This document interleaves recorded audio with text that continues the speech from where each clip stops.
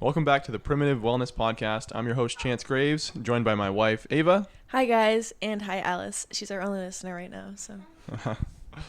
So today we're going to talk about fitness and nutrition strategies postpartum moms can use to nourish their bodies and improve recovery. So obviously Ava is now 9 weeks postpartum. Yep. And so these are some of the strategies we've used with her, and some of the strategies I've worked with moms I've worked with in the past. And some of this research we've done recently and some of the lessons we've learned as well. We didn't get it right perfectly as we started here, but we're going to continue to learn and continue to kind of spread that information to you guys. But we're going to start off with the fitness strategies. We have 3 of them. We also have 3 nutritional strategies. But the first fitness strategy, and Ava learned this the hard way, is less is more. And so what did we do wrong at first, Ava? I did too much, even though I felt like I wasn't even doing anything at all. Mm-hmm. In the very beginning, we did too much with trying to walk way too soon postpartum, and that did not go well. And then when I started exercising, I actually listened to you this time because I found out the hard way by pushing myself with the walking that it's just not worth it. It just hurts your body in the long run. So you really have to do a lot less than you think to allow your body to recover and adapt, because it's going through a lot. It's trying to heal, it's trying to feed a baby, it's trying to make milk, it's trying to bring your body back to what it was before baby was living in it, all that fun stuff. Yeah. So essentially what we mean by this is, like, for our example, it was we tried to walk too much. She tried to do too much when it came to like chores around the house. And so when it comes to fitness, it's just keeping the weights light or just doing body weight stuff, focusing on, the movements as a whole, not about the weight you're doing or the intensity. Like, for example, you shouldn't feel sore at all, or if you are, it should be very, very minimal. I think in the beginning too that a lot of people will look over reconnecting to your breath and your deep breathing to really engage those deep core muscles, because after pregnancy your muscles they've been stretched, they've been ripped, maybe, I don't know, The trauma. and so you really need to learn how to reconnect those muscles before you try to add weight and heavy resistance. So focusing on those deep breathing techniques and vacuums, all those fun things to connect to your core, and then doing core stabilizing movements. I've been using a physio ball for my exercises, which just adds a layer of instability. So then my body has to then stabilize before I can do the movements. And I think that's helped a lot. And as Chance was saying, you really shouldn't feel super sore. I felt sore after my first 3 workouts because they were all different than each other. And that's just because I hadn't done those movements in so long. And that's fine. That's fine to feel a little bit sore. Because it was a new movement. But now that I'm like repeating those again, I don't feel sore. I feel good and I feel energized after each workout. Well, across the board, soreness is not a good indicator of a good workout. In particular, postpartum, it's a really bad indicator because it typically means you're overtraining. So we really want to keep things light. I like to really focus more on, again, corrective exercises, not trying to do too much. I think people may have a hard time gauging what too much is too. So should we maybe give them like more specific? Yeah, we'll go into a little bit parameters? more. But like, for example, Sorry if you can hear Cassian. He's aggressively eating. Eating very aggressive right now. So for example, I have Ava doing a starter program, which I do with like new clients that never have really exercised much. And so it's using a physio ball, like she said, and it's teaching the body to brace the core. So we're doing very lightweight exercises using either no weight or just like light dumbbells. You should realistically, it should feel almost like you're going through the motions a little bit more than it does like an actual like strength training program. I mean, I don't know. The squats feel hard for me. And it's, yeah. But it's not like I'm lifting heavy weights. I just added 15 pounds to my squat. Well, and the typical like advice for someone who's strength training is to, when you're doing, say, 10 repetitions, you should do a weight that you could do, 12 to 15 with, but you do 10. So there's a little bit left in the tank.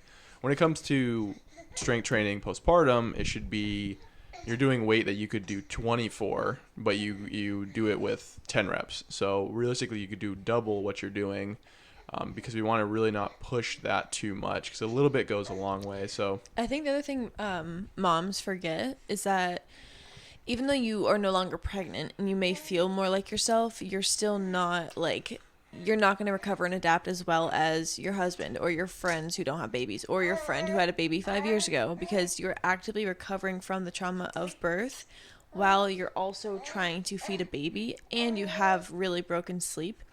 And so your body doesn't have the other tools to help you recover as well as you could if you had perfect sleep straight through the night and all of the nutrients that you're eating were going right to you rather than your milk.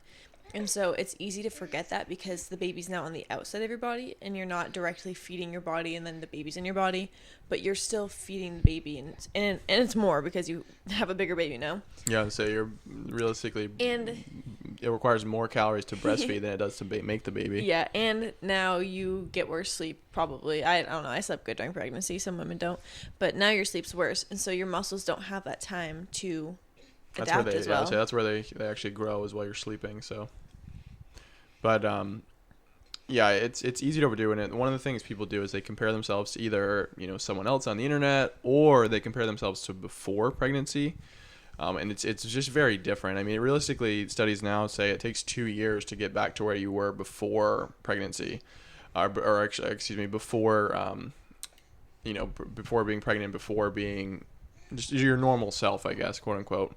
But now you're in a new normal, so you have to adjust to that. And so it's really challenging because we compare ourselves to our past self, and we compare what we did then to what we do now. And we just have to be realistic with ourselves that back then we didn't have a traumatic, experience like birth, or we didn't have and that's a physical trauma. Obviously there's mental trauma there too, but it's a big physical trauma. I mean, it's like having a surgery in some ways. Another thing I think a lot of postpartum women do wrong with exercise is they are trying to quote unquote get back to their pre-pregnancy body, when that's not the goal, because you're never going to have that body back because you were pregnant and you did have a baby. I think the goal, it needs to be a shift in a mindset, and it's okay, how can I get strong again? Like, how can I be the best version of myself? How can I gain muscle, have a good metabolism, have energy, have strength, have resilience? Like, what can exercise give me that makes me a better person, that makes me a better mom? Because it will make you look better and feel better, but looking better should not be the goal, because you're never going to be satisfied with that if that's your goal. I'd say that target's always moving if you're constantly worrying about how you look. And that's across the board for women, men, anybody that's into fitness. I just feel like postpartum women are almost always did you get back to your pre-pregnancy weight? Are you feel, you know what I mean? Like, well, then it's always about, did you lose your belly fat and things like that. And I know that's you're never going to have a flat tummy again. Yeah, which again, realistically, like, you can do a lot of those things, but that shouldn't be the goal, because at the end of the day, health should be the goal. Reconnecting back to your pelvic floor and your deep core muscles, honestly, a lot of the time helps you, quote unquote, get that flat tummy back, because sometimes you just have a little pooch because your body doesn't know how to use those muscles anymore. Yeah, you physically like, they just don't kind of have forget, them. And it's not like you have like extra fat right there. It's like you literally just don't know how to use your muscles anymore because you stretched real big. Well, that's when we do the vacuum exercise, building those transverse abdominis muscles, which are the ones that are in the inner stomach there. They're really deep, and so those literally are what pull that back. So women most of the time after birth don't know to connect to those muscles, so they'll have that kind of like the pooch, pouch, whatever you want to call it, fanny pack. And essentially it's just because it's not that they have a lot of fat there, it's that muscle is so weak that it can't pull that back in, so it just kind of protrudes like that. And I mean, give your uterus a break. It took 9 months to stretch it that far. Give it at least 9 months to get back to where it was before. Yeah, that's another thing too. Like, our bodies are amazing, and I think that we just, once the baby's out, we're like, oh, I'm back to being my own human. I should be back to normal. And it just, you have to give yourself grace. Yep. To sum up that point, less is more, is it's essentially adding too much stress can actually be counter to what you're doing. So, like, too much isn't better. So, for example, doing more isn't better. When it comes to business, for example, like, if you want to make more money, you work more, and typically you make more. That's not how it works with fitness. More is not always better, and most of the time it's actually more detrimental. And so, doing nothing isn't better either, of course, but less than you think a lot of the time can be more, essentially. I want to add, a lot of women want to start running to lose weight. Bad idea. First of all, running to lose weight is a bad idea, period. We'll do a different podcast about that. But I'm not a doctor, but I think you should not run postpartum until you have reconnected to those pelvic floor muscles and strengthened them back up. Your core is really important. Yeah, because that's going to worsen the issue. You're not ready for jumping and pounding and that stuff. So if you want to do cardio, walk. Yeah. Well, ironically, that ties right into our second point here, which is choosing steps over cardio. So. Oh, perfect. Yeah. Great that's transition. funny enough. But essentially, steps are just how much you walk. So, nowadays Apple Watches, iPhones, all that stuff track steps. And so trying to aim for a certain step goal, which typically for most people is between 8 to 10,000. I think start low I was for going to say that. start low, because when I was like quote unquote more active and I was getting sick or getting mastitis postpartum, I was like at like 4,000 steps a day, Yeah. which is super low for me. Before like pre-pregnancy, I was getting at least like what, 12,000 say steps 12 a day. plus thousand. Yeah. So I would start with, I'd See start where a you're lot at, lower. and then if you are feeling good, maybe increase it by like 1,000 steps that week. So like that week you do like, instead of 4,000 every day, you do 5,000 every day. Yeah, And then, like, I'd the see what next you week- get without adding intentional walks, and then add 1,000 to 2,000, and then stay with that for like a week. And walks then are so see how good for you feel. and baby anyways, and then you can have time to bond with your husband, or you can have time to like listen to the nature sounds, or if you want to listen to a podcast. Yeah. It's a great way Yeah, to do any of those things. And it's just good too. There's some good stability required. So like it's good for strengthening up the core, and it's a low impact movement for the body in general. It's also good for lymphatic drainage and stress relief. Like there's a lot of good benefits to walking And beyond if you nature. can, walk outside. Yeah, so definitely try walking outside. Walking on a treadmill is useless to me. I'd rather you do chores around the house than go for a treadmill walk. I think those are pretty much useless. It's one thing in the winter, of I'd say course, if it's in the winter though, like it's a little bit better than different, nothing. But I think I'd rather you do stuff walk around outside the house. if you can. You also can walk outside in the winter, but I would be Yeah. I would be nervous though with the baby. Yeah, with a baby. I'm super like. I Pretty thought I was icy. nervous before, but I definitely am way more nervous now that I'm a mom. Yep. But moving to point 3, we talked a little bit about it, but strength training. So I typically recommend like 1 to 3 days per week, regardless if, it's postpartum, if you're, a healthy 35-year-old, or if you're 84, like that's the typical range, 1 to 3 times. I'd start with the 1 day a week for probably, from when you get cleared to the first 2 or 3 weeks. Start with that to see how you feel. And then you can work your way up to as much as 3 times per week, but make sure you're taking, adequate rest. That's one of the big ones, is we try to just Adequate rush means through like them. at least 90 seconds. Yeah, say 90 plus seconds, even with the light weights. It just allows your body to recover, and we start building strength. If you're doing it faster than that, especially if it's faster than a minute, it basically becomes cardio at that point, which is not conducive to building muscle. And so right now the goal really should be building muscle. And we mentioned Why it before. should the goal be building muscle? Well, there's a lot of reasons why. Like, why don't I just want to like get my cardio up? Well, one of the main reasons you want to build muscle just across the board for whether it's postpartum or not is our metabolism gets so slow, and in particular during pregnancy, our metabolism actually changes to become insulin resistant to help us gain fat. It intentionally does that. You can't help that. That's what our body does for pregnancy. Which is a good thing because you're preparing for Yes, it's a great thing. breastfeeding. You Fat want to store is- up extra energy and nutrients. Fat, to a certain extent, is good for resilience. Too much fat, of course, goes the opposite direction. But essentially, our metabolism will kind of change. And then postpartum, if we don't build back the muscle that we lost during pregnancy, and then, of course, the what we lose in the first 6 or so weeks after pregnancy, our metabolism will drop back to its usual state. So we'll still essentially be putting on fat, because even though we're less insulin resistant now, our metabolism slowed to our activity levels, which our activity levels, of course, drop a lot over the 6 weeks postpartum. And so we need to build back that muscle, which increases metabolism. There's a lot of myths around that, because, they've done studies where, muscle only burns, 6 more calories per pound in comparison to fat, which on the the study that makes sense. But when you look at like real life, that's just not how it works. Well, when you have more muscle, you're a more active person and you're doing more things. And you're like You're just healthier in general, typically. Activities are part of your lifestyle. You just are a more active person. But I also think it's important to build muscle postpartum because it makes you resilient, as does fat. Fat This and makes muscle you more both help you be a resilient. Be more person. capable too. I mean, and then And there's they're obviously a protective. lot of mental benefits from building muscle. Like there's just a lot going on there. I have felt so much better. And she was working excited out. to do So that because excited. she was really excited to get back into strength And I've training. been doing easy stuff. I don't know if you guys follow, if you're even listening. I don't know if you guys follow our Facebook, but we've been tracking or following, I guess, my workout journey, I guess, postpartum, and you can see what I'm doing with the weights, and it's nothing hard. And I it don't takes sweat. like 25-30 minutes. It's But not I like we're usually doing do it crazy within like an workouts. hour. It takes me a long time because I'm just doing it nice and slow, and Well, I she have does the it with a baby with friend me. too, and then the baby. Yeah, and so, she I starts take really my slow. time with it, and it's not very hard, but it's getting my muscles working. I feel good. I feel energized. I feel stronger already, and I've been bulking. Yeah, which leads into the next kind of sub point, which is focus on strength over weight on the scale. Like Ava had mentioned before, a lot of postpartum women are always worried about, are you getting back to your birth weight or your pre-birth weight or your pre-baby weight or whatever. And that shouldn't be the goal, because again, your body's changed. But also, like, this is a time in our life where we want to be as resilient as we can be. And so skinny is typically what people want to go for, but skinny is not resilient. I speak from experience.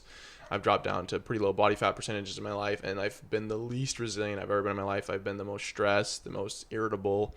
And so that's not what the goal should be. The goal should be, we want to be in a healthy body fat range, of course, but at the same time, we should really be focusing on building muscle and not worrying about what the scale weight says. Especially while breastfeeding. Breastfeeding is not the time to worry about how... Well, it's terrible for your supply if you try losing weight. You should not be trying to lose weight. In my opinion, trying to lose weight and like eating less than what you think you need to when you're breastfeeding, because which we'll talk about more in the nutritional strategies. Like that part of your life, your role is to feed and nourish yourself and your baby. Your journey is like that part of your life is not meant for weight loss. If you really want to lose weight afterwards, then that's completely fine, but that is not something that works well while you're breastfeeding.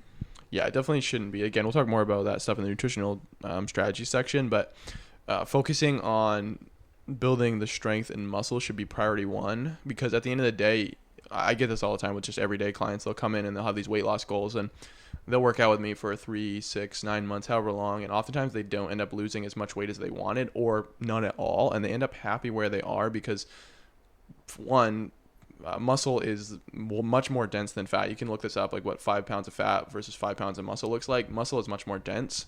So like, for example, you can be 100, let's just use Ava, for example. She's 140 pounds and she's, 25% body fat versus, 140 pounds with 22% body fat. So she gained some muscle.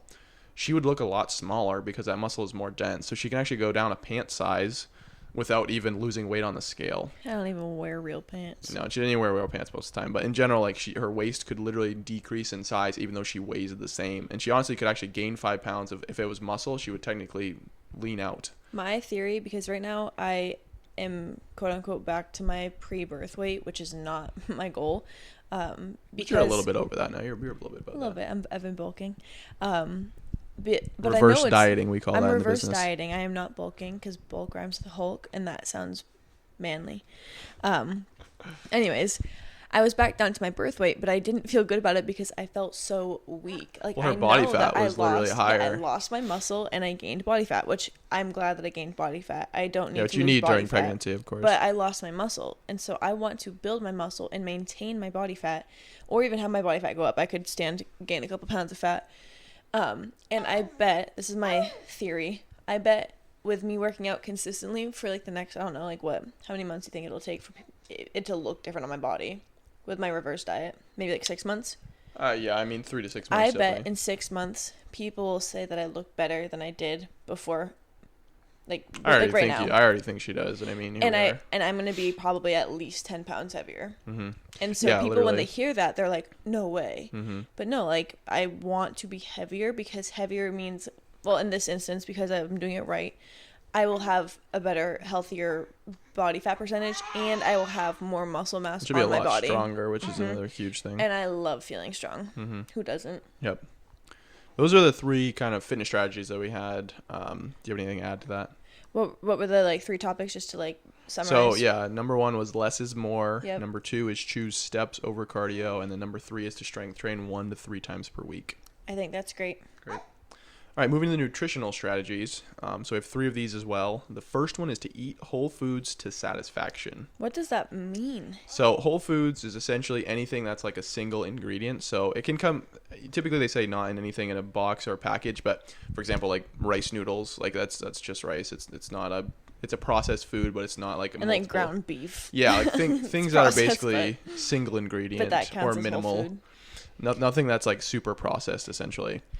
And to satisfaction, this was actually a point Ava mentioned, is not to worry about, again, losing weight. That should not be the goal here. So we should be eating to nourish our baby. So if my stomach says I'm hungry, eat.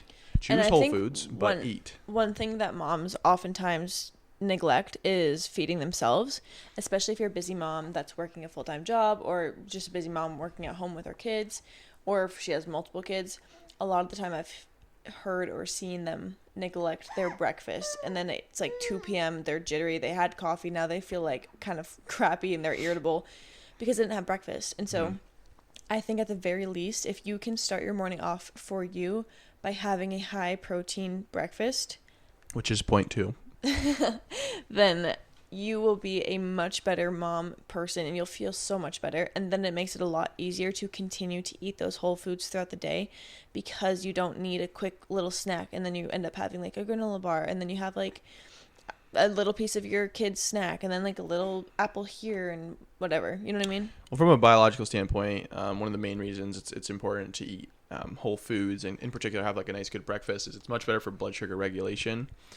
If you start the day off with like, first off, like a pancakes and like maple syrup or like a bagel with your coffee or something like that, you're not really getting any of that protein to help stabilize your blood sugar.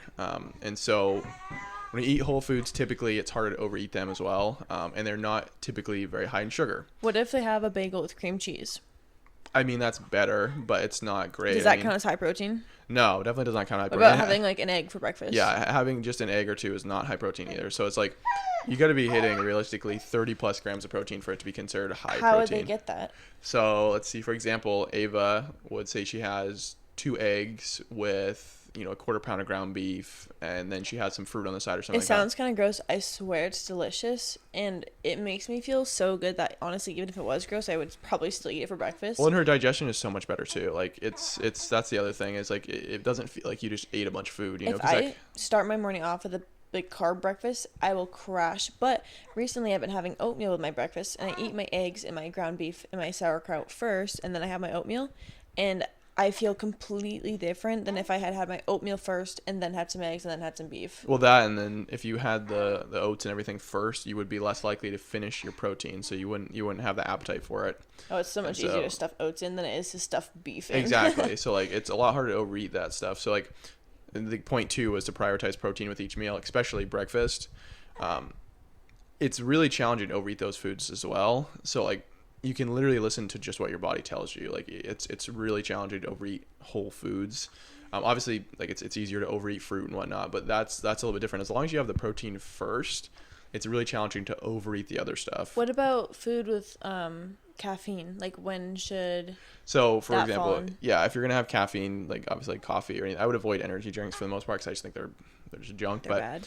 But if you're gonna have coffee, tea, anything like that, you should wait like 90 minutes to 120 minutes after waking up, and typically after breakfast and after having some like electrolytes or hydration first. What if they need to have coffee like right when they wake up? Well, typically if they need to have coffee when they're waking up, they're probably not getting very good sleep. And you're probably working out too hard. Yeah, and you're probably overstressed. And you're probably under eating. Yeah, there's a lot of other factors. If you need coffee, you're either you have a very high addiction to caffeine or you got something other area that's struggling. I would say if you feel like you need to have coffee like the minute that you wake up, at least have some protein first and then have your coffee. Like if you really can't wait the 60 to 90 minutes, then have some ground beef or leftovers from last night's dinner and then have your coffee with it. It doesn't necessarily have to be meat either. So like for example, you can have like Greek yogurt with berries and granola or like 4 or 5 eggs or something like that. Like and it doesn't have to be meat. You can throw in some like beans and like veggies and stuff, but you're just not going to get as great of a source of protein. It's not going to be necessarily a complete protein profile, or amino acid profile, but it's still better than just empty carbs. First meal for most people, obviously if you're trying to gain weight, like Ava has oatmeal with breakfast, she's trying to gain weight right now, so like we're utilizing carbs a little bit more, but like for the average person, I would try to do a lower carb breakfast with mostly protein and fat, because oftentimes we get those kind of carby crash type things if we have a lot of carbs with breakfast. Ava's not having those issues necessarily, but again, she's eating a lot of protein, not eating a lot of fat, and she is intentionally trying to gain some weight right now. If you're not necessarily intentionally trying to gain weight and you're just trying to eat to satisfaction, I would focus on a protein-dense meal with, it's fine to have some carbs, but I wouldn't chase after them. I would try and prioritize the other 2 things for protein and fat first. And then also, like, when you get to the end of the day and you want, like, a little snack or, like, a sweet treat or something, you can have a bowl of oatmeal with dinner, after dinner or something, and then you can have your carbs at the end of the day as a dessert. Yeah, and carbs typically, as long as you don't overdo sugar before bed, carbs can actually help promote better sleep. And so, or around your workouts is another great time to have carbs because our body utilizes those carbs and instead of like storing them, we use them for glycogen. And so typically the best times to have carbs are either, 3 or 4 hours before bed or right after a workout. I want to just point out that we are going over a lot of different topics that we could dive deep into. Like, we could dive deep into every single topic we've talked about so far for like a whole podcast. And so we're really just skimming over the top of all of these topics. If there's a topic that you want us to really dive into a little bit deeper and give more specifics or more information about it, then somehow, how would they reach us? Well, you just comment on the podcast itself, or shoot us a message on Facebook, or email us. Like, there's a bunch of different ways somehow to contact us. We're Primitive Wellness on everything. So contact us and we can absolutely do that, because this is this kind of stuff that we talk about literally every day anyways with each other. And so we could talk about this forever and always. Yep. Moving to point 3, it's to not shy away from healthy fats. So like Ava said about cream cheese, not necessarily a bad thing to be adding, because it can add some healthy fats. And you should do full fat. Do not do reduced fat cream cheese or reduced fat anything. You want full fat. Well, we want full fat because one of the main things that happens is if they take the fat out, they end up adding a bunch of additives that help emulsify and essentially act like fat. Well, the other thing too with that fat is that almost all the vitamins and nutrients are in the fat because they're fat soluble vitamins and nutrients. Let's say A, D, E, K, all of those are fat soluble. And so with yogurt, if you take out all the fat, okay, you just take out all of the vitamins and nutrients, and that's, like the calories, you need calories, that's great, but your body also needs nutrients. And so you can be full but be starving, and you can be starving for nutrients. And so especially postpartum, when you're trying to replenish your nutrient stores that you just depleted, and you're trying to make milk for your baby, you need to be eating nutritious foods, and that is where that's found in the fat. Like eggs too. People shy away from yolks. Yeah, I would say yolk's the best part. Amazing. Yolk's where all the nutrients especially are. for pregnancy and postpartum. Well, also with fat too, if like our goal here is to nourish our body, oftentimes people end up overeating because they're not getting enough fat, so their body will seek out foods that have some level of fat. And so fat satiation or the feeling of fullness is much more powerful with fat than it is with any other macronutrient. So carbs, very unsatiating. It's very easy to overeat them. So nowadays the standard American diet is like insanely carb heavy, so it's like 60 to 70% carbs, so it's very easy to overeat. Of course, we have an obesity epidemic here. I feel like people understand this without really understanding it, because try overeating eggs, or try overeating oatmeal or cereal or toast or bagel. It's funny when people say things like, oh, that sausage is going to make you fat, or that beef's going to make you fat. It's like, you're not going to try overeating that. How many people do you know that eat more than I eat a pound and a half of that a day, and people think I'm crazy. I eat almost a pound of that a day. I'm 9 to 10% body fat, so it's like I'm obviously doing something I'm not overeating. Because it actually fuels your body, and your body actually uses it, versus when you overeat carbs, then you end up eating that sausage anyways. And so you actually just eat what the other person ate plus a whole bunch of carbs. Yeah. Well, I'll mention, like, based on that, like, I don't, identify with the carnivore diet as much as I used to in the past, but like, people lose a drastic amount of weight doing the carnivore diet, and they're literally only eating meat, eggs, some dairy, like that's all they're eating. It's because your body will find it's good like homeostasis, and it's a good like balance. I mean, I think it's just a very satiating diet. It's very hard to overeat. Yeah. And so like it produces very little waste, so our body utilizes everything. It doesn't get stored. You don't store fat on that diet.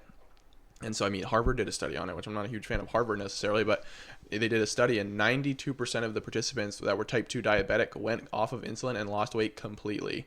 Like, that's just insane to me. And so I don't recommend that necessarily, especially long term, but from a short term standpoint, like, that's pretty amazing. And you can utilize those same principles with a more rounded diet, like focusing on the healthy fats and the healthy proteins coming from animal sources. Well, having good fiber sources and and stuff too. And sourcing in like berries and fruit and veggies that are cooked well, and what other food, any other foods that work well with your belly. Build your meals around protein and fat, and then have carbs, fiber, things like that as sides, not the main thing. The unfortunate thing is people design their plate around the carbohydrate, and that's the least nutritious part of it. I mean, when carbs are literally non-essential, we don't have to eat them. Yeah. Protein and fat we literally need. So I mean, people try to demonize fat, and they demonize meat, and they demonize eggs, all these like fat and protein sources, and those are literally essential. I mean, whole milk's another one. Like yes, if you're a someone who's got 100 pounds to lose, probably drinking whole milk by the gallon every day is not going to help you lose that weight.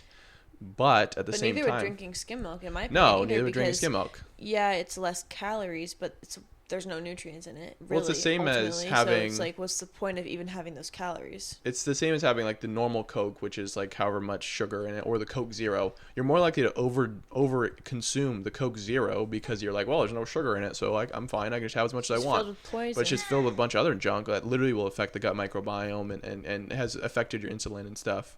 And so it's ironic, but it makes sense. I mean, it's Again, we could dive into this real deep. So if Yeah. you want to, we probably will anyways. But if you want us to, let us know. yeah. But wrapping up the nutrition, basically it's just to eat whole foods to satisfaction, prioritizing protein with each meal, in particular breakfast, and then not shying away from healthy fats. But I want to just say these last 3 bonus tips before the boss kicks us off the podcast. But number 1 is to sleep 7 to 9 hours every night, Which can be very hard. or supplement with naps. Which is also hard, so Nap just when do your baby's best. napping, but trying to get as much as you can. It's really important for recovery. Number 2, this is really helpful for actually improving sleep, is to get lots of sunlight each day.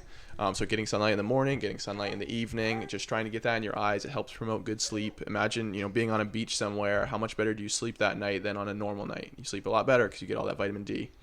And then number 3 is to supplement if needed. In particular, most people struggle with getting enough magnesium. I'm in that boat. Ava's in that boat. I have multiple clients that have, had drastic improvements in their sleep and just their energy with supplementing magnesium. There's Ava lots of forms. You can take pills. There's like lotions. yeah, there's powders, sprays, there's like all drinks. this stuff. I Ava like the uses the drink. Calm drink, which is probably one of the most easy ones to find locally, That and helped it's me just really sleep really beneficial. good during pregnancy as well. Yeah. It's got stevia and things in it, so if you struggle with sweeteners, it's probably not for you, but that's a great one. I take magnesium malate. I mix it in water. That's how I do it. But I also use spray on my feet. There's like many forms. It's pretty affordable. So I would Epsom salt baths. yeah, Epsom salt baths are another one. That's a magnesium supplement. But essentially, follow along these 6 tips plus the 3 bonus, and you'll see drastic improvements in how your recovery postpartum is. And you could honestly follow these as someone who's not even postpartum, and you would see drastic improvements in your health. Well, how you have a good postpartum experience is you just nourish your body and take care of it. Which is the same for everybody. It's, I mean, yeah, that's it's just exactly general how it health. is. It's just your body knows how to recover. You just have to give it the tools and the space to allow it to do so. Exactly. Gotta trust that body, girl. Well, all right. Thank you guys for listening, and we will catch you next time. Bye.